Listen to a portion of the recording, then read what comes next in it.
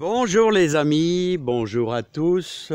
Alors on est le samedi 3 septembre et hier soir vers 19h30 on a eu un bel orage là. Alors ça va nous apporter euh, un petit côté super bénéfique pour nos arbres fruitiers ainsi que notre jardin. Alors les amis, il est plus que temps qu'on ait un peu d'eau, hein, ça c'est certain. Alors, les amis, tout au long de l'année, je vous avais invité à arroser vos petits fruitiers repiqués, hein. Alors, ce sont deux cerisiers que j'ai greffés il y a 2 ans. Et plusieurs fois, on est venu les arroser parce que je vous dis, des petits arbres avec un été comme ici, il y a vraiment, il faut vraiment essayer de les arroser pour leur donner un coup de main, autrement ils meurent, hein. Alors regardez les dégâts que fait la sécheresse. Vous voyez ce cerisier Sunburn là, regardez comment il trinque. Alors là c'est vraiment délicat, hein, c'est vraiment délicat. Quand vous voyez des branches comme ici mortes, il est en train de mourir à petit feu. Forcément, le manque d'eau, ça aggrave. Pourtant, il n'est pas vieux, il a une 12aine d'années, hein. Allez, on va aller voir un petit peu le potager, les amis. Alors, les amis, n'oubliez pas, vous comprenez pourquoi je fais beaucoup de greffage. C'est bien sûr pour renouveler les arbres fruitiers qui meurent. Ici, il y a 57 arbres fruitiers. Et donc, forcément, il faut les renouveler. Il y en a qui meurent, hein. Il y a un poirier, poire Williams, qui est en train de mourir tout doucement. Voilà. Et vous avez des cerisiers aussi. Donc je fais pas mal de pruniers, de cerisiers. Là, on a réussi un prunier l'année passée. Et donc, il y a 2 ans, on avait fait 2 cerisiers. Ça, c'est des cerisiers qui ont déjà 4 ou 5 ans. Là. Ouais, peut-être même 6. Là, on compte plus à force. Alors ça y est, tout le monde est rassasié. Voilà. Voilà, c'est beaucoup plus calme, hein. Il y a une demi-heure. Ah bah ouais, tout le monde est rassasié. Je vois, il y a encore un peu de lait là. Oh, mais qu'est-ce qu'il y a? Qu'est-ce qu'il y a? Qu'est-ce qu'il y a? Qu'est-ce qu'il y a, Jean-Michel Lejarre? Gertrude, elle est toujours beaucoup plus sage, hein. Voilà, Jean-Michel, il fait son petit cri, mais en ce moment, il est sage. Ouais, il vient pas me croquer. Voilà, il est sage parce qu'il sait que je donne du blé. Il y a des moments où c'est au printemps, il est un petit peu délicat à gérer, forcément. C'est la nature. Et Rocco, ah bah alors lui c'est un bon coq. Hein, t'es vraiment un bon. Et tu défends bien tes poules. C'est vraiment félicitations pour ton excellent travail. Bon, on voit qu'on a eu un petit coup de vent là. Vous voyez, on a eu un petit coup de vent. Alors ça sera super bénéfique à notre terre, mais par contre, on n'est pas très profond au niveau de l'humidité, hein. Je pourrais vous faire voir avec ma petite binette à quelle profondeur on est allé chercher l'humidité. Alors, vous voyez ici, vous voyez à quasiment 5 cm. À 5 cm, regardez comment c'est encore. C'est bien sec à 5 cm. Mais bon, ça va quand même faire du bien, hein. Alors, les journées humides, si chez vous c'est un petit peu humide, c'est le moment idéal pour repiquer des scaroles, tout ça c'est vraiment bien. Où c'est un petit peu voilé, comme ici, là vous voyez, regardez, je vais vous envoyer du côté du ciel, c'est voilé, voilà, température, je sais pas, moi 15 degrés à peu près, et donc c'est impeccable. Regardez un petit peu les haricots violets, il paraît qu'ils ont un goût excellent, donc on va continuer sur cette... on va essayer de savourer. Les poireaux, ça fera du bien, les carottes, les betteraves Chioggia là, qui sont à maturité. Voilà, les céleris. Alors les céleris, les amis, cette année on aura du petit céleri. On aura du petit céleri. Ah ouais, alors vous savez pourquoi? Parce que le céleri est exigeant, il veut beaucoup d'eau.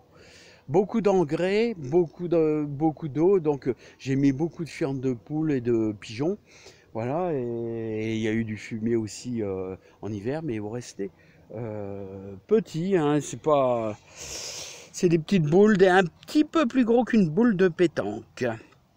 Voilà, alors les amis, bon bah, les courgettes, ça fera du bien aussi. Là, bien sûr. Regardez, Gold Rush, voilà. Alors s'il y a une chose qu'il va falloir faire super attention, vous avez vu, j'ai pas eu le temps de tailler toutes les feuilles, réduire la voilure. Ça serait bien de le faire, mais bon, dans la vie, il y a d'autres péripéties qui nous gênent un petit peu pour faire tout ce qu'on veut faire dans une journée. Là, hein. Puis en plus, il y a le boulot aussi à côté. Hein. Donc voilà, donc il va falloir surveiller ces histoires de mildiou là, avec une pluie intensive, enfin une pluie quand même costaud pendant 3 heures, hein, vous voyez c'est plein d'humidité. Alors il faudra surveiller. Alors vous allez regarder, bien sûr sur vos tomates, au niveau du feuillage. Voilà, en général ça démarre au feuillage, si vous avez du mildiou, ça devient marron et ça monte, ça monte, ça monte. Alors je vais vous dire, si c'est assez conséquent, n'hésitez pas à traiter, si c'est déjà bien installé sur votre pied, à traiter à la bouillie bordelaise. C'est pas malsain, c'est pas malsain. Ici, on n'a aucun traitement cet été, on n'a pas eu du tout d'humidité. Donc, mais le problème, c'est qu'il faut raisonner, il faut que ça soit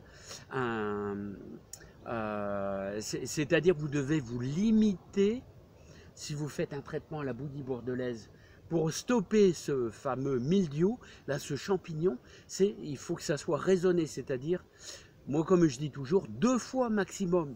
Voilà, si vous faites un traitement à la bouillie bordelaise. Voilà, donc, mais ça c'est quand le mildiou a déjà attaqué votre pied de tomate. Hein. Alors ça démarre sur toutes les feuilles, clac, clac, clac, clac, clac, clac, clac.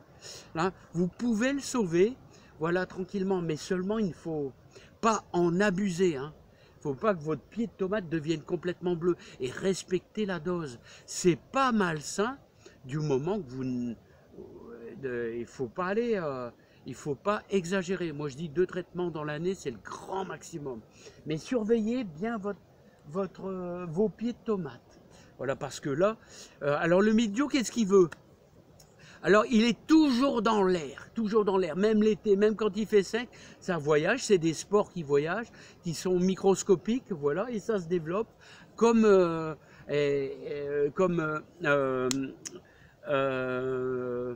l'oïdium, voilà, c'est ça, l'oïdium, ça voyage, voilà, et d'ailleurs, avec cette humidité, vous allez voir sur vos courgettes, ils vont blanchir au niveau des feuilles. C'est normal, c'est la vie, c'est comme ça. Et donc, les tomates, ça sera pareil. Les tomates, alors le mildiou, il veut de la chaleur et il veut beaucoup d'humidité. Donc, s'il se développe, il va commencer à se développer aujourd'hui. Ou alors, si aujourd'hui, il commence à faire c'est que toute l'humidité s'évapore, il ne va pas pouvoir se développer. Donc il faut surveiller. Donc n'oubliez pas, il faut que ça soit, si vous soignez vos tomates, il faut que ça soit raisonné. Attention. Hein. Alors je vous invite à commencer à enlever, vous enlevez quasiment la moitié de vos feuilles. Vous les coupez. Là, je vais essayer de le faire un petit peu, mais bon, j'ai d'autres préoccupations malheureusement de la vie que je ne pourrais pas le faire. Et bon, et croyez-moi, ici, il y a 65 pieds de tomates. Hein. Voilà, donc on espère qu'il ne va pas trop se développer, mais je suis là pour essayer de vous donner le maximum au niveau des conseils pour préserver vos tomates.